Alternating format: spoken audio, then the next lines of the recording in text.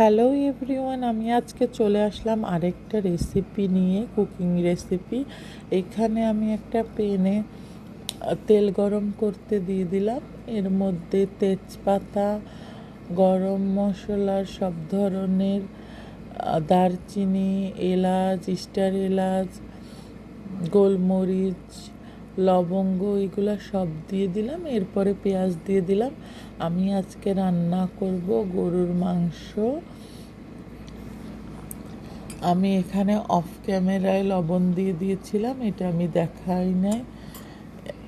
পেঁয়াজটা একটু নরম হয়ে গেলে আমি এখানে অ্যাড করব আদা বাটা, রসুন বাটা 1 টেবিল চামচ করে, 1 টেবিল চামচ জিরার গুঁড়া, 1 টেবিল চামচ ধনিয়ার গুঁড়া,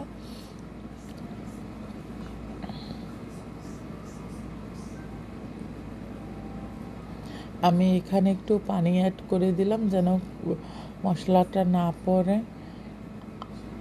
আধা চা চামচ হলুদের গুঁড়া, আধা চা চামচের একটু বেশি মরিচের গুঁড়া। আর এটা একটা স্পেশাল মশলা, সব ধরনের গরম মশলা, জায়ফল, জত্রি একটু তেলে আমি ভেজে রেখে দিই মাংসের জন্য।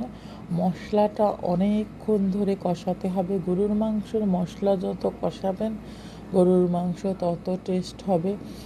আমি প্রায় 10 মিনিট ধরে মশলাটা কষিয়ে নিয়েছি।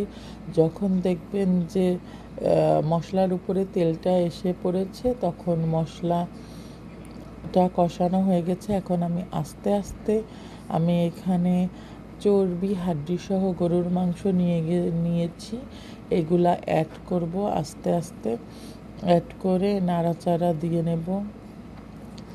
এখানে কোনো এক্সট্রা পানির দরকার হবে না, কারণ মাংস থেকেই অটোমেটিক পানি বের হবে। আমি কোনো এক্সট্রা পানি অ্যাড করব না। আমি এখন এটা ঢাকনা দিয়ে রেখে দেব ভালো করে কষানোর জন্য। গরুর মাংসটা দিয়ে বেশ কিছুটা পানি বের হয়ে গেছে। আমি ঢাকনা দিয়ে অনেকক্ষণ কষানোর পরে এখন ঢাকনাটা খুলে কিছুক্ষণ কষাবো, যতক্ষণ পর্যন্ত তেলটা মাংসের উপরে উঠে না আসে ততক্ষণ পর্যন্ত আমার কষাতে থাকতে হবে। আমি এর মধ্যে অনেকবার নাড়াচাড়া করে দিয়েছি। এই যে আমার কষানো হয়ে গেছে, দেখেন মাংস থেকে তেলটা আলাদা হয়ে গেছে। এখন আমি ফুটন্ত গরম পানি এর মধ্যে দিয়ে দেব। মাংসে কখনো ঠান্ডা পানি দেবেন না।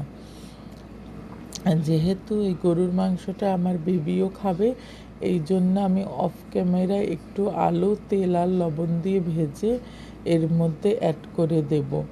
এই যে আমার গরুর মাংসের ফাইনাল লুক। আমি একটু ঝোল রাখলাম। ভালো থাকবেন সবাই, ধন্যবাদ।